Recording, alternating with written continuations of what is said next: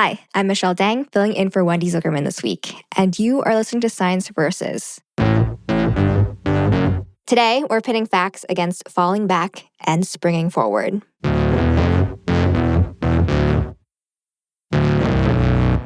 Pretty soon, a lot of us will be changing our clocks by an hour, and with this biannual ritual comes a chorus of haters. Daylight savings time needs to die. Twice a year, I have to mess with my life and move the clock by 1 hour because of daylight saving time. I hate daylight savings. I just would like to have a moment of silence for how much daylight savings fucks up your day. A lot of people think it's time to say goodbye to these shifts. In fact, a handful of countries have already abolished the switches. And well, in the US, hundreds of bills have been proposed to do the same. There's a new push in Congress to lock the clocks and stop our spring and fall tradition altogether. The Senate unanimously approving a proposal to make daylight saving time permanent. So a lot of people want to quit changing the clocks, but there's a lot of debate.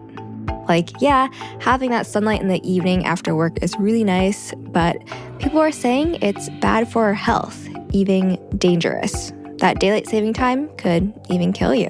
Did you know the number of heart attacks increase right after daylight saving changes? Having to wake up in the dark is not only uncomfortable, it's actually really bad for your health long term. So today, we're looking at the science of springing forward and falling back and asking, should we get rid of these clock changes once and for all? And if so, what's better for us? Permanent daylight saving time or permanent standard time? Because when it comes to the switches, there's a lot of Daylight savings time needs to die. But then there's science. Science versus daylight saving time is coming up after the break.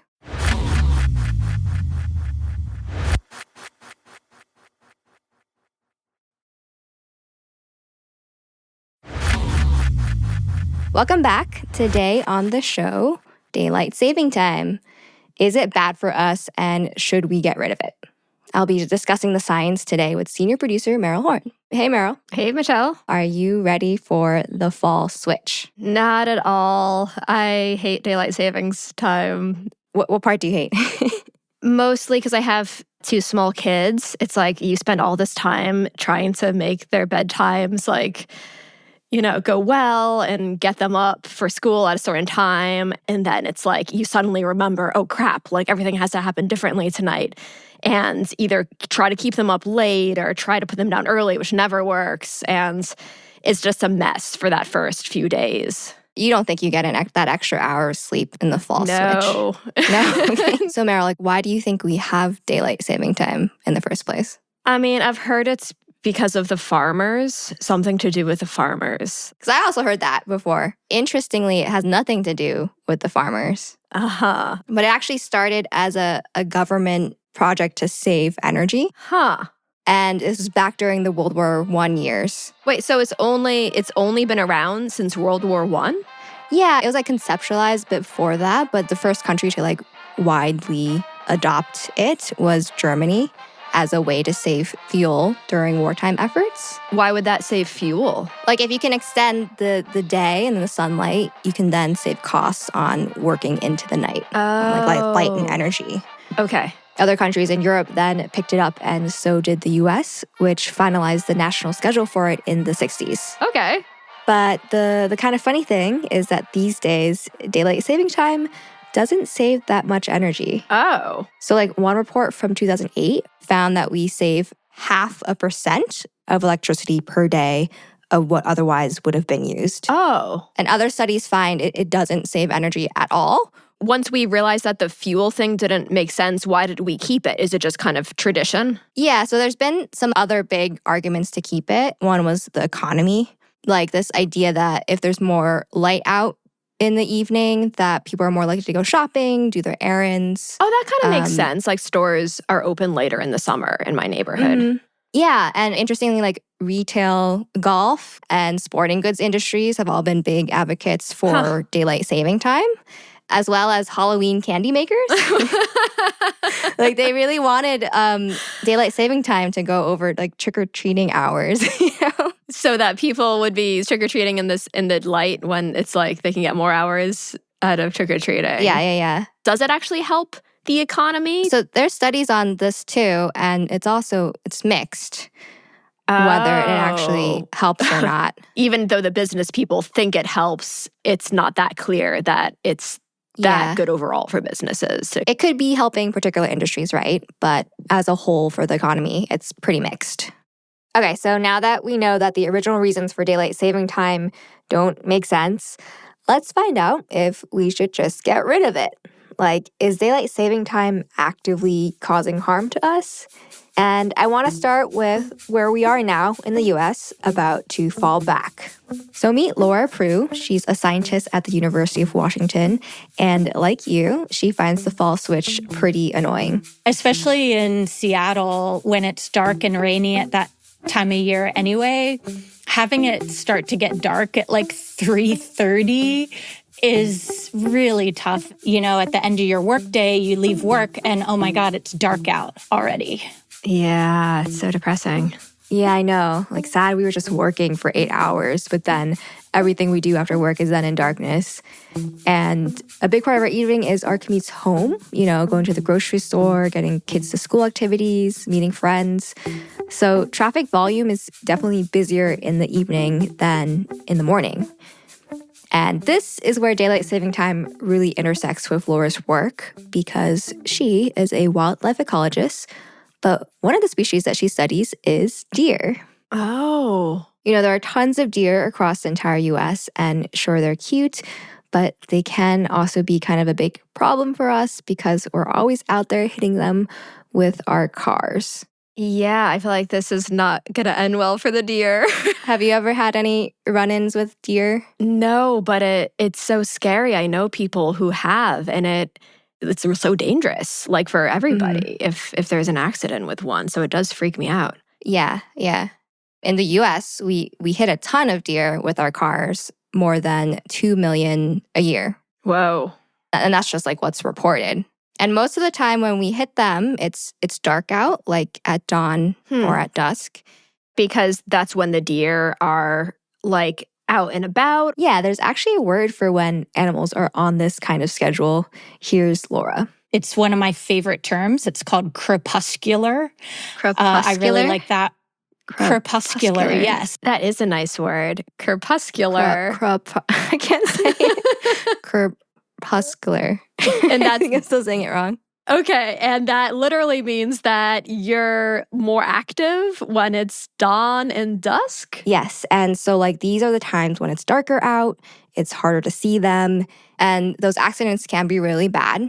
Not just the deer, but the people involved too. Like every year in those accidents, almost 60,000 people get hurt. Whoa. And more than 400 people die. Wow. Fun fact, maybe not a nice fact, but this is the mammal in the US that's responsible for the most human deaths. What? Is deer? Yeah. That's a fun fact. I'm sorry. So it's actually a really big problem. It's like if there was another animal that was killing that many humans, we would be up in arms about this. And so to connect this back to daylight saving time, when it gets darker earlier, that means a lot of us are commuting when it's darker as well. And in the fall, there's this other thing that's happening for the deer. They are actually busy getting it on. Oh. So the rut is their mating season, and they are just jacked up on hormones. The males, the bucks, are just running around looking for females, and they're not paying as much attention. They're moving a lot more. Oh no. So they're even more active when the change is happening.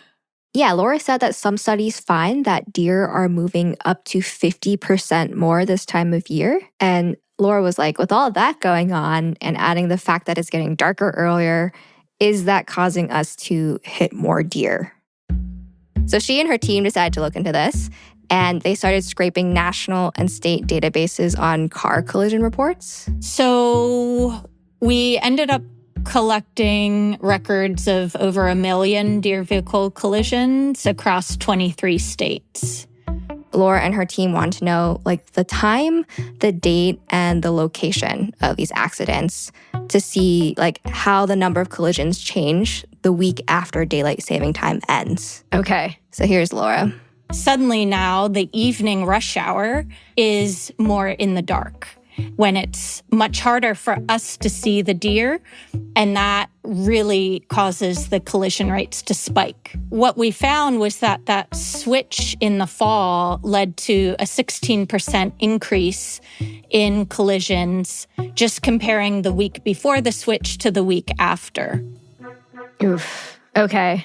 Well, so there's one reason that we shouldn't be doing this. Because that means theoretically then more people are also dying if there's more accidents overall. Yeah, Laura and her team were thinking, they were like, what would happen if we just got rid of the switch? Yeah. What if we did daylight saving time all year round? So we had more light in the evening all year round. Like how many more deer collisions would that prevent? So they did a bunch of math on that and estimated that having permanent daylight saving time could prevent over 36,000 deer car accidents a year across the US. Whoa. And she calculated that would mean 2,000 fewer injuries and 33 fewer deaths. What? Yeah, I was surprised because, I thought it would just be a kind of maybe a little blip, but we found it was a pretty substantial effect. That's huge. That's like, I mean, for those people that would obviously make a huge difference. That's pretty strong evidence, I feel like. We should just keep daylight savings time. They also found that if we had permanent daylight saving time, that it would save us $1.2 billion from those accidents. But total cost of medical bills and repairs. And it's not just about the deer here in the US. In case you were wondering, the same thing is true in Australia for koalas. Oh, no, the koalas get hit by cars. There were some researchers from Queensland, Australia, that found that fewer koalas would get whacked if they went to permanent daylight saving time. Wow, okay. Though, I mean, I hate to sound like this. I'm skeptical that like hitting a koala would kill as many people as hitting a deer. Sad to think about, but it seems like they just kind of squish under your car. Oh, yeah, I know. And another big argument is that less crime happens when it's lighter out in the evening. Like there was one study that found that in the US, robberies decreased during daylight saving time. In the evening hours, robberies went down by 27% when you compare daylight saving time to standard time. Oh, that makes sense, yeah. Bottom line for Laura, though, is that we should just really get rid of the switch. And she's a proponent for moving to permanent daylight saving time all year round. Like there's just, in my opinion, a lot more costs to switching human lives and thousands of injuries. Okay, so that's some of the big players in team daylight saving time all the time. Less accidents with deer and less crime. What do you think overall? Are you currently convinced that we should stay on daylight saving time all year? I feel like we should. That's what I would pick. I'm more of a night person than a morning person. I'd rather have the sunlight after work. And I hate that the switching itself is such a pain. I don't see why we don't just do it all year round now. Let's do it. I've only told you part of the science here. There's a whole other field of scientists that say we should have standard time all year instead. What? Why? Why would anybody want the darkness all year round? We're going to get into that after the break.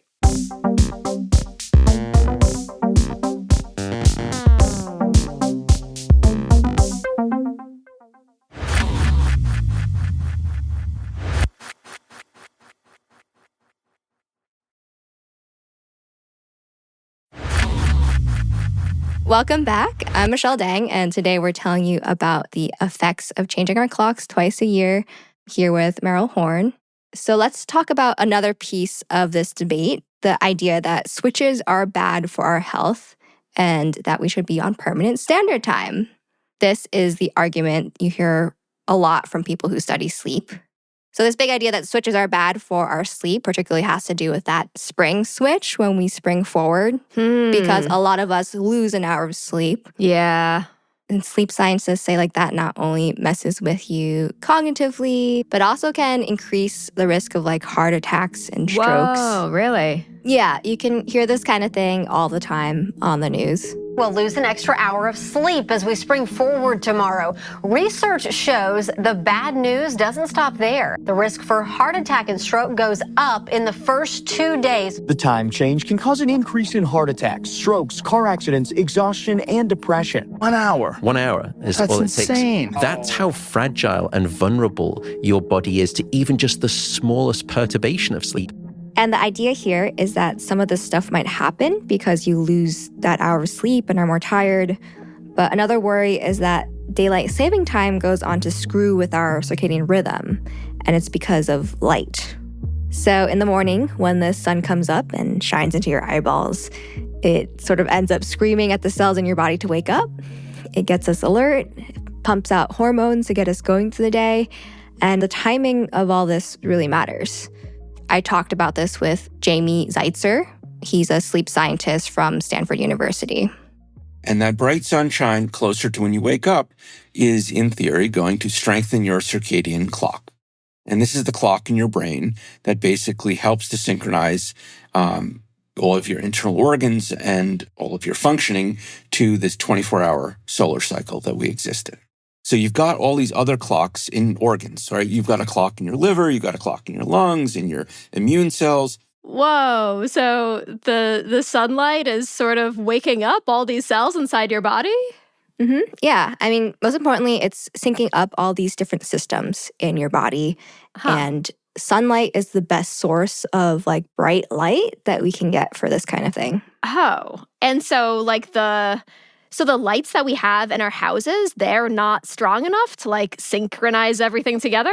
Yeah, and Jamie told me that like a really well-lit bathroom or kitchen is going to be about 500 lux. Now, if you go outside, it's a nice day, bumps that up to 40,000. Whoa. And at noon, it's about 100,000. The sun is so bright.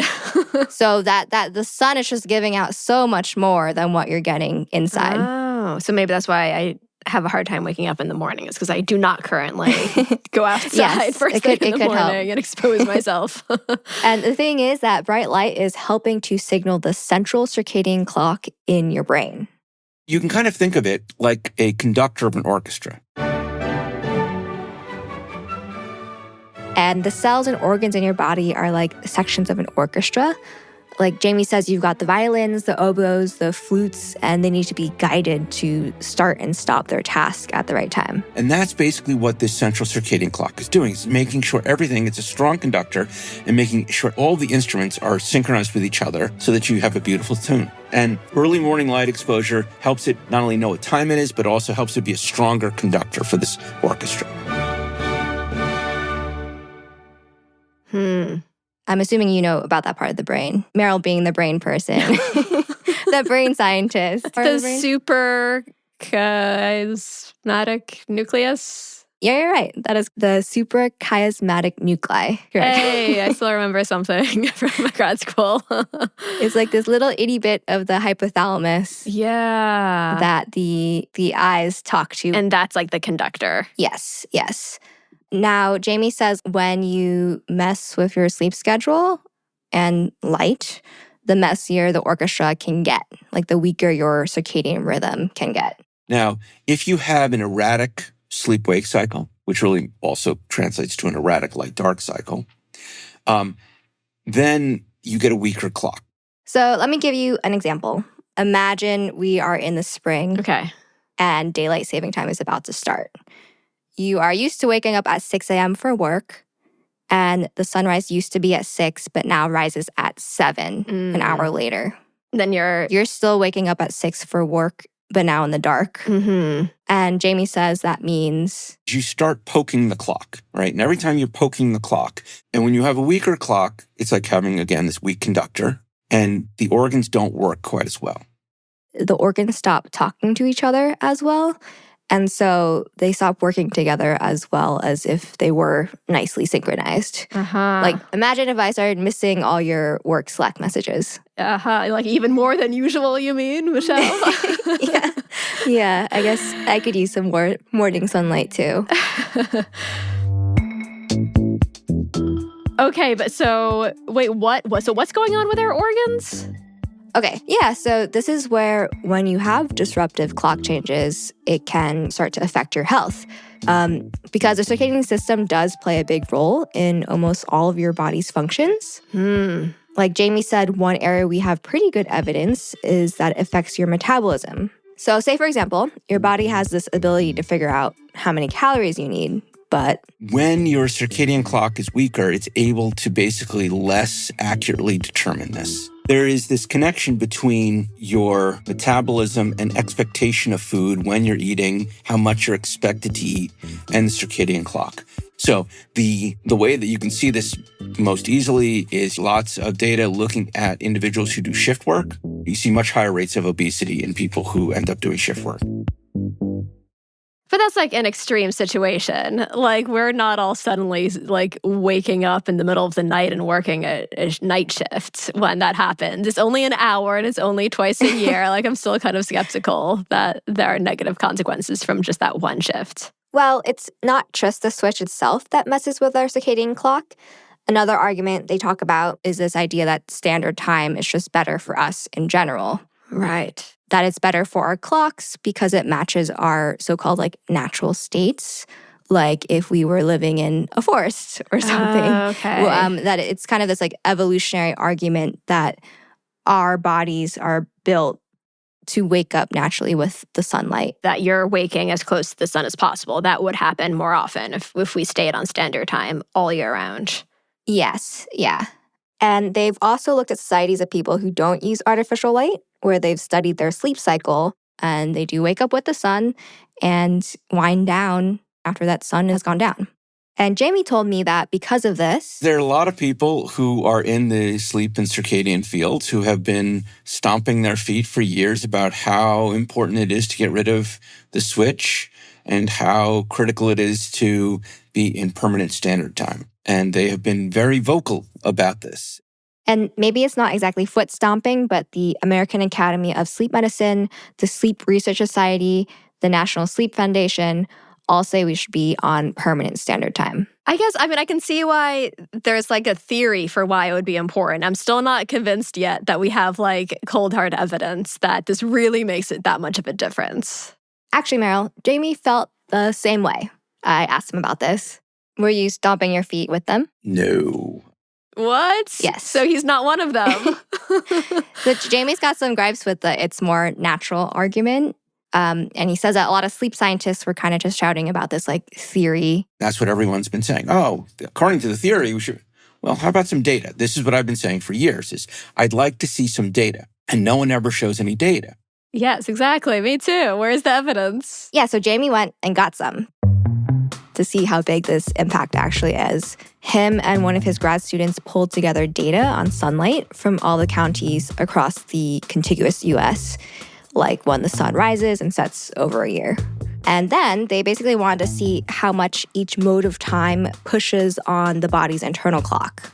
So they took those times and we put that into a model of the circadian clock and said, okay, we put it into the clock. Here's the burden that we are pushing onto the clock in these 3 different time policies. And they based the model on kind of an idealized person who like has a 9 to 5, gets a well-lit office, but also gets sunlight in the morning and is outside in the evening. Then they took the numbers and matched it up to health data from the CDC for all of those counties. They wanted to see like which mode of time was the worst for our health. All your standard time, all your daylight saving time, or the switches like we have now. Okay, so this is to see like when your clock is kind of getting poked the most. Yeah, and Jamie saw that our clocks got poked the most with the switches, having to deal with adjusting the clock twice a year. And that level of clock poking was linked to worse health. What you see is that as a whole, we do better without the biannual shift. We found it for 2 very specific things. We found it for obesity rates and strokes. Wow. Yeah, so those were the 2, like out of like chronic conditions that they looked at from the CDC data, those are the 2 that stuck out and were significant. So if we didn't have those switches, we would actually see lower obesity rates and fewer strokes? That's what their model estimates, looking at just the effects of what's going on with our circadian rhythms. And so we talked about before the metabolism mechanism that would have to do with obesity rates. They're not quite sure on the mechanism for strokes, but when you have a messed up circadian rhythm, it does affect things like your blood pressure, blood clotting, and inflammation in your body. So those things might have to do with why a stroke could happen. So this is saying the switches are bad. Yes, the switches suck. And actually what Jamie found was that both permanent daylight saving time and permanent standard time would be better than the switches. Huh. But between those two, there was a winner. The best one was, drumroll, standard time. No. Yeah, looking at obesity and strokes, standard time was the best. Okay. They found that if we stopped switching and stayed in permanent standard time and, did a good job of getting exposed to light, we could potentially prevent obesity in over 2 million people. What? And prevent strokes in 300,000 people. What? Now, his study showed you could still avoid a bunch of cases of obesity and stroke if you had permanent daylight saving time all year, but not as many. Standard time still beat it out. Oh, man. So is he one of the foot stompers now? I was curious about that, too. He was surprised. I went in very skeptical, thinking like, we're not going to find anything. And couldn't disprove it. We kept on showing that this was real. And so that kind of convinced me that there's something there. So Jamie's not a foot stomping kind of guy now, but he did come away acknowledging that there's some data here for team standard time. And by the way, Jamie's study didn't find an association with heart attacks in either of these long-term scenarios. There is a link you see in some earlier studies where more heart attacks occurred the week after losing that hour's sleep in the spring switch, but the effect size is pretty small. And another big study just came out that didn't see a link at all to the switch. Okay, so but big picture here, what should we do then? Like, which side is the science pointing to? Yeah, it's kind of funny. I thought there'd be a clearer answer here, but it's messier than I thought. It feels like we're stuck in limbo or something because everyone agrees that the changes themselves are bad, but we just now can't decide on what we should stay in. Is that right? Yeah, and the US public is pretty mixed on all this too. A couple of polls from earlier this year found different things. One found that about half of people want to keep standard time all year round, but another found that half of the people want to keep daylight saving time all year round. Okay, so not that helpful then, because even if we got rid of it, which one would we go for? Meryl, if you were science advisor here, what do you think you'd do? Okay, I think I have a solution. Can we just split it down the middle? What if we, instead of picking an hour earlier or an hour later, if we did 30 minutes? Is that possible? Yeah, some scientists have actually brought this idea up too. But Meryl, could you imagine the logistics of being a half-hour offset from other countries? Could be kind of a headache. But places like India and parts of Australia have made it work, so. So what would you do, Michelle? Yeah, Honestly, I struggle with making a call because in real life, there's just so much variation in people's schedules. In Jamie's study, the model was based on sort of this ideal person with an ideal light exposure. And a lot of us don't get that. So maybe the benefits of sticking on standard time would be smaller than what he found. Mm-hmm. And then when it comes to considering permanent daylight saving time, where you live matters a lot too. If you live on the western edge of your time zone, places like Indianapolis, Salt Lake City, Seattle, you could be looking at 9 a.m. sunrises in the winter, which that would kind of suck too. It's pretty late. Okay. Yeah. But you gotta pick a side. It sucks now with the switches. There's gotta be, something's gotta be the best. So Meryl, I think a controversial take, but I think we should stick with what we have now until the science is super clear. Even though we know the switches themselves are really bad. Yeah, just 'cause I don't think we actually know what the best option is yet. So okay. I'm kind of holding out. So you really want to see definitive science so that when we do finally like make this decision, we can be like totally confident that it's going to make the most people happy. Is that what you're thinking? Yeah, exactly. Yeah. Okay. But then what are we supposed to do in the meantime? Like now that we know that the switches are terrible? Yeah, well, if you're worried about this messing up your sleep or your body, there is something you can do to make the switches easier. Oh. And that is to adjust your sleep time by 15 minutes a day the week before the actual switch. Okay. Basically ease into the switches so it's not a whiplash for your body. So we, like in this case, start trying to go to bed 15 minutes earlier, a few days beforehand, so that when the actual time change happens, our bodies will just slide right into it and be like, oh, Yeah. this is totally okay. Okay, I could try that, I guess. It seems kind of annoying, to be honest, but... But anyway, Meryl, you have a few days heads up, so get on it tonight. All right, homework. All right, thanks, Michelle. Thanks, Meryl. That's Science Versus. There were 58 citations in this episode. If you'd like to check them out, just head over to our show notes and click on the link to our transcript.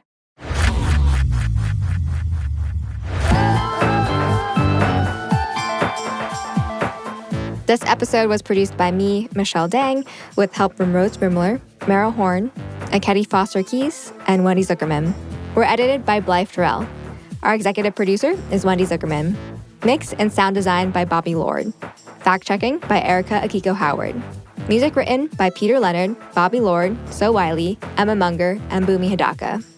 And a special thanks to researcher Dr. Aiste Steponenaite, who also spoke to me for this episode. We'll fact you soon.